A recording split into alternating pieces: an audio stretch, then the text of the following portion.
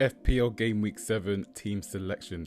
It was a successful wildcard last week, so in today's video we'll be going through a review of how we got our second green arrow in a row, along with some injury news ahead of the deadline tomorrow, and of course my team selection for Game Week 7. So if you enjoyed the video, make sure you smash that like button and hit that subscribe. Let's get into it.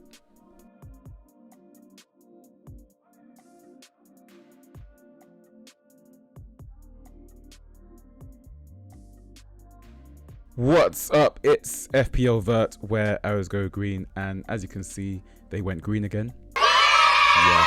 We had the wildcard active and we made a whole host of changes.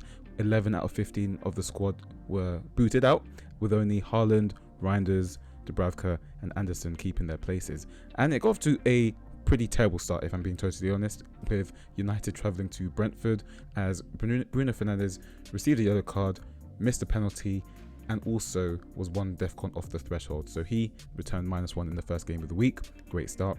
And then in the 3 o'clock kickoffs, Trevor Chalobah got sent off as well. So we had a -4 to contend with in our first week. But that didn't stop us, because we got 65 points, which was 21 points above the safety score. So that rose us about 1.5 million up, around to 3.8 million, which is, yeah, we just love to see green arrows wherever they come, so we're happy to take that at the moment. If we're being totally honest, the entire team didn't do too well. Of course, Senesi and Semenyo, they're just very reliable for points at the moment as well. Haaland does what Haaland does, finding 2 goals in injury time to go with his assist as well for 16 points, which is, on the face of it, very good if you own and captain. But of course, a lot of people had their triple captain active, so I lost on 16 points there. But then Big Gabby, he came through as the hero for Arsenal and for his owners with a goal that shot him right up as he took the full bonus with a goal, and he also picked up 19 DEFCON as well. So 13 points from Gabriel pretty much really elevated the team, but I think it would have been on the green arrow as well regardless. So all in all, very happy. Don't need to make any changes. We'll definitely be rolling, as it is the international break after this weekend, and I think having 3 free transfers to play with after the international break sounds like a very sensible position to be in. So before we get to the team selection, I'm just going to go through a few FAQs ahead of the deadline tomorrow.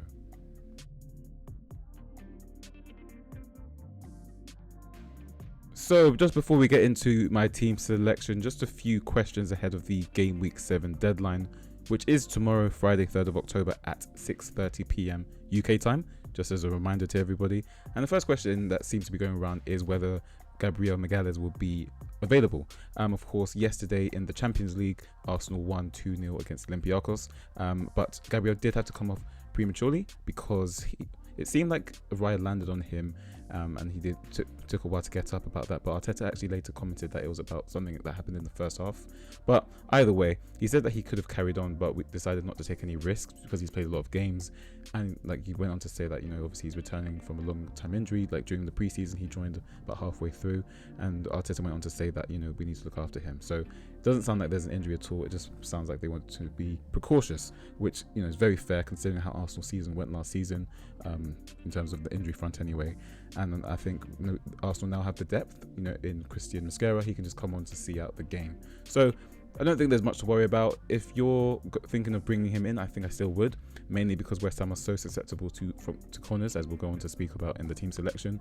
And I think, if he doesn't play, you're probably just going to get 4.5 off the bench. But if he does play, I think, the ceiling is pretty sky high. So I'd go there personally.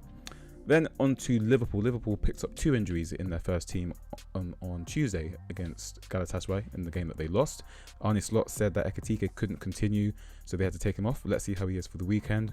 Of course, if Ekitike can't play, then there's Isak that can, but that just goes into why I'm not really interested in either of them at the moment, because there's no real clarification on who's the actual starter, and I don't think most of them will start.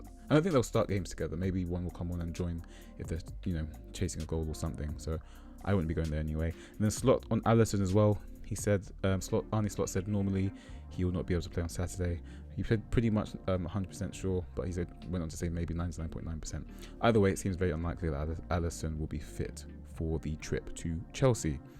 And then finally, Tino Livramento is going to be out for around 6 to 8 weeks, which is a bit of a blow to Newcastle's defence, because it means Trippier probably has to start games now, which obviously he's a bit of a downgrade in terms of what he represents. So Newcastle's defence has been pretty strong. They basically had the best defence going into last week, which is pretty surprising considering that Arsenal usually have that that achievement. But yeah, I think Newcastle, it remains to be seen how that will impact their defense. I think maybe Lewis Hall comes back into the team, maybe. I'm not too sure. And then on the best captain, I know the captain choices are getting a bit boring every week, but the real question is not about who you captain, is whether you think that your captain's going to score more points than Erling Haaland.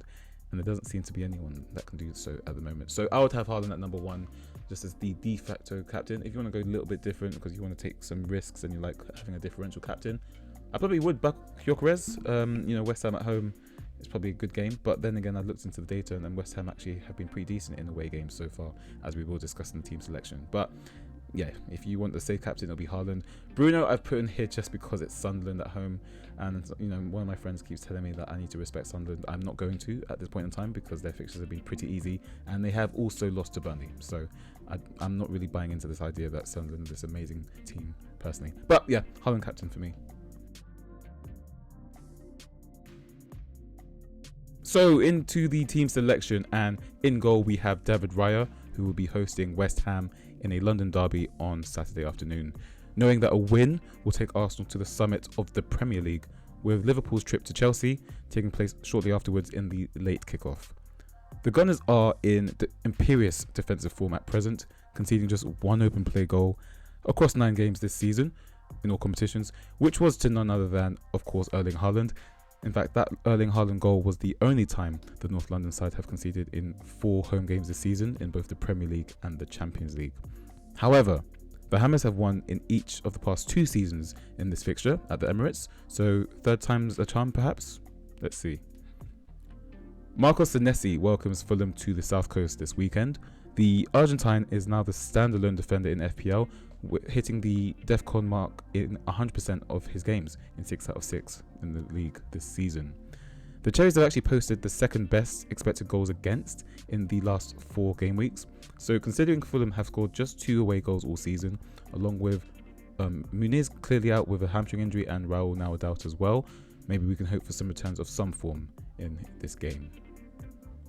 As mentioned, Gabriel Magalhaes was the hero of game week 6 for both the Arsenal fan base and his owners, with his injury time winner from a corner at Newcastle securing 3 massive points along with 13 points for FPL managers.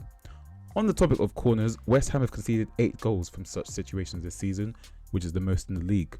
And as mentioned, Arteta has allayed any injury fears, stating that he could have carried on in the game on Wednesday, but chose to be risk averse due to coming back from a long-term injury. And then, there's no need to take risks when you have a backup as good as Mascara. So I'm expecting him to play. I don't really think that Arteta will be taking risks in this game, especially as West Ham have actually won the last 2 trips to the Emirates. Chris Richards steps into the side in light of Trevor Chalobah's red card and subsequent suspension taking place after the red card. Although this swap was kind of in my plan regardless, because Chelsea are hosting the Premier League champions in Liverpool this week. Crystal Palace are now 1 game away from setting a club record of 19 matches, unbeaten in all competitions, which currently matches the previous run set in 1969. And this may be a good time to face Everton, because considering that the Toffees are now winless in 4 matches, only Newcastle, West Ham and Arsenal have conceded less expected goals against in away matches this term than the Eagles. Antoine Semenyo still holding the reigning leader for midfielders in FPL. He's actually contributed 75% of Bournemouth's 8 league goals this season, supplying 4 goals and 2 assists. Only Burnley, Brentford, Leeds and Manchester United have conceded more away goals than Fulham this season as well. So let's hope for Semenyo's form to continue. Bruno Fernandes was the villain in my team last week, along with Chalobah, after he spurned the chance to level proceedings by missing a penalty and giving owners a -2 instead of a +5 for the goal, instead of getting the missed penalty points, along with obviously not including the bonus. And this was after being cautioned with a yellow card, and to add insult to injury, he was 1 DEFCON off the threshold as well. So really compounding the misery. It could have been easily 10 points plus, instead it was a -1. But he has supplied 10 key passes in the past 4 game weeks, with only Jeremy Doku and Jack Grealish creating more. And despite patchy form, no team has actually generated more XG in home matches this season than the Red Devils. So let's hope for some points. Tijani Reinders travels to West London to face Brentford to hopefully replicate his score the last time he was in the capital when he returned 9 points against Arsenal. He doesn't really have the best underlying metrics in terms of open play XG, so we may need to be like monitoring someone better. Maybe someone like a 5.5. I mean, Anderson's not really getting the DEFCON. Maybe Caicedo, perhaps. So he's one to monitor, and the same goes for Iliman Ndiaye as well. I mean, he's hosting Crystal Palace in what could be a good fixture for the Toffees, but and the Merseyside are actually unbeaten in 9 matches against the Eagles in all competitions. But I think Ismaila Sarr's a better pick than him, so that's one to monitor. But as I mentioned, I will be rolling, so we're just gonna be all internal solutions FC this season.